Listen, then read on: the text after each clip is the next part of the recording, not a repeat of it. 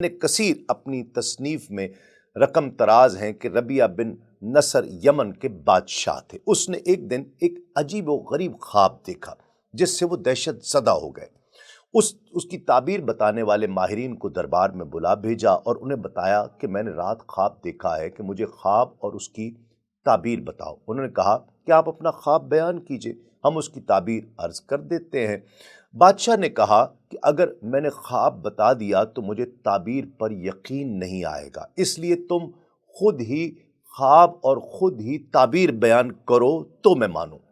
بادشاہ کی اس منطق کے بعد وہاں موجود جتنے معبر تھے ان میں سے ایک شخص نے کہا کہ اگر بادشاہ سلامت ایسا چاہتے ہیں تو سطیح بن مازن اور شق بن انمار کو دربار میں بلا لیں، کیونکہ ہمارے دور میں ان سے زیادہ اور بہتر تعبیر رویا کا کسی اور کو علم نہیں ہے۔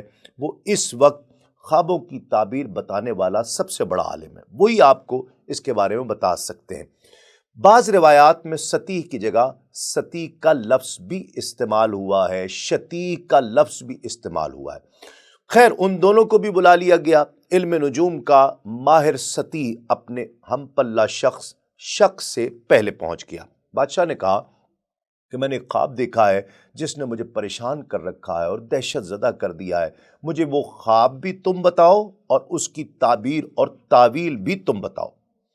سطیح نے بتایا کہ بادشاہ نے اندھیرے کا سمندر دیکھا ہے، ہر طرف سیاہی کے ہیبت ناک بادل منڈلا رہے تھے، اتنے میں بجلی کا کوندا لپکا، ظلمت کے پردے سے ایک شرارہ نمودار ہوا اور نشیب میں آ گرا جس نے ہر شے کو خاکستر کر دیا، جلا کر راکھ کر دیا۔ کوئی جاندار اور بے جان اس کی دستبرد سے نہ بچ سکا۔ بادشاہ نے کہا اے سطیح، تم نے خواب تو بالکل درست بیان کیا، اب اس کی تعبیر بتاؤ۔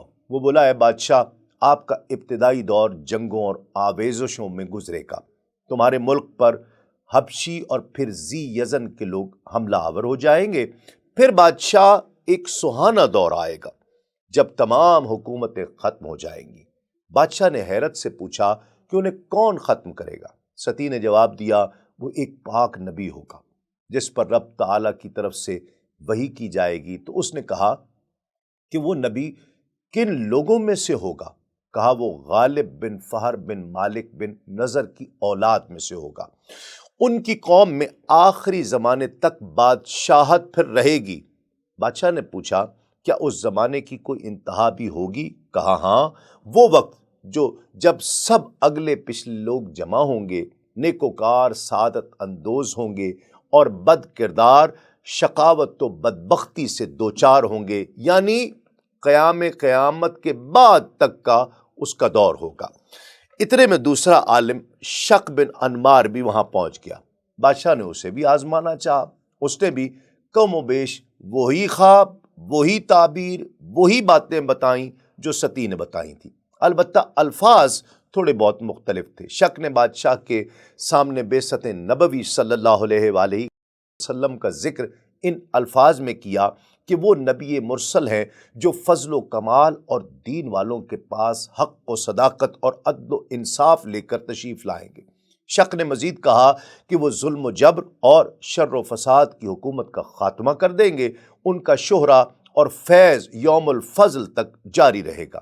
بادشاہ نے کہا کہ یوم الفضل کیا ہے؟ شق نے جواب دیا وہ فیصلے کا دن ہوگا جب حکام اور بادشاہوں سے بھی باز پرس کی جائے گی اور انہیں بدلہ دیا جائے گا، جزا اور سزا دی جائے گی۔ آسمان سے ندا آئے گی جسے زندہ اور مردہ سب سنیں گے۔ اس دن تقوی اختیار کرنے والوں کے لیے کامیابی اور بھلائی ہوگی۔ بادشاہ نے کہا کہ یہ سب کیا ضرور ہوگا؟ سطیح نے جواب دیا ہاں، اس میں ذرہ برابر بھی شک کی کوئی گنجائش نہیں ہے۔ کتاب ضیاء النبی میں ہے کہ سطیح نے پھر لمبی عمر پائی، یہاں تک کہ حضور نبی کریم صلی اللہ علیہ وآلہ وسلم کی ولادت باسعادت کا واقعہ اس کی زندگی میں ہی ظہور پذیر ہوا۔ بتایا جاتا ہے کہ ایک رات کو ایرانی شہنشاہ کسریٰ نوشیروان نے خواب دیکھا کہ اس کے محل قصر ابیض میں زلزلہ آیا ہے اور اس کے 14 کنگرے گر گئے ہیں، اور ایران کے آتش کدے کی وہ آگ جو زمانوں سے گزشتہ 1000 سال سے بلا توقف روشن تھی بجھ گئی ہے، اور ایک لمحے کے لیے بھی نہیں بجھی تھی وہ بجھ گئی۔ خوفناک خواب دیکھ کر کسریٰ بیدار ہوا اور پوری رات اس نے کانٹوں پر کاٹ دی۔ خدا خدا کر کے صبح ہوئی تو اس نے حسب معمول دربار لگایا۔ جب اہل دربار جمع ہو گئے تو اس نے پوچھا کہ تم جانتے ہو آج میں نے کیوں تمہیں طلب کیا ہے؟ انہوں نے کہا کہ ہم نہیں جانتے اے بادشاہ، اے کسریٰ۔ اس نے اپنا خواب سنایا۔ اس موقع پر مملکت ایران کے قاضی القضات یا مفتی اعظم موبزان نے کہا کہ اللہ رب العزت بادشاہ کو سلامت رکھے، میں نے بھی آج ایک ڈراؤنا خواب دیکھا ہے۔ میں نے دیکھا کہ آگے آگے سرکش اونٹ ہیں اور ان کے پیچھے پیچھے عربی گھوڑے ہیں جنہوں نے دریائے دجلہ کو عبور کیا اور ہمارے ملک میں پھیل گئے ہیں۔ کسریٰ نے پوچھا کہ اے موبزان، ان خوابوں کے بارے میں تمہارا کیا خیال ہے؟ اس نے کہا کہ یوں معلوم ہوتا ہے کہ جزیرہ عرب میں کوئی حادثہ رونما ہونے والا ہے یا ہو چکا ہے۔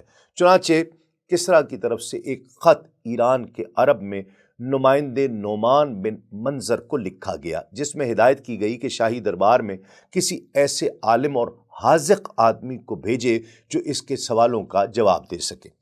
نعمان نے عبد المسیح بن عمرو بن حیان الغسانی کو روانہ کیا۔ جب عبد المسیح کسریٰ کی خدمت میں حاضر ہوا تو کسریٰ نے پوچھا کہ جس امر کے بارے میں تم سے پوچھنا چاہتا ہوں کیا اس کا تمہیں علم ہے؟ عبد المسیح نے کہا کہ یا تو آپ مجھے بتائیں یا جو آپ چاہتے ہیں وہ مجھ سے پوچھ لیں۔ اگر میرے پاس آپ کے سوال کا جواب ہوا تو میں بتا دوں گا، ورنہ ایسے آدمی کی طرف آپ کی رہنمائی کر دوں گا جو آپ کے سوال کے جواب جانتا ہوگا۔ بادشاہ نے اپنا اور موبزان کا خواب اسے سنایا۔ اس نے کہا کہ شام کی سرحد کے پاس میرا ماموں رہتا ہے جس کا نام ستی ہے، وہی ستی، وہ اس سوال کا جواب دے سکتا ہے۔ کسریٰ نے اسے کہا کہ اس کے پاس جاؤ اور جواب لے کر آؤ۔ جب عبد المسیح ستی کے پاس پہنچا تو وہ بستر مرگ پر یوں سمجھ لیجئے کہ اپنے آخری وقت کا انتظار کر رہا تھا، اپنی آخری سانسیں لے رہا تھا۔ عبد المسیح نے اسے سلام کہا، ستی نے کوئی جواب نہیں دیا۔ پھر اس نے اشعار میں اپنے آنے کی غرض و غایت بیان کی اور وہ خواب سنا دیے۔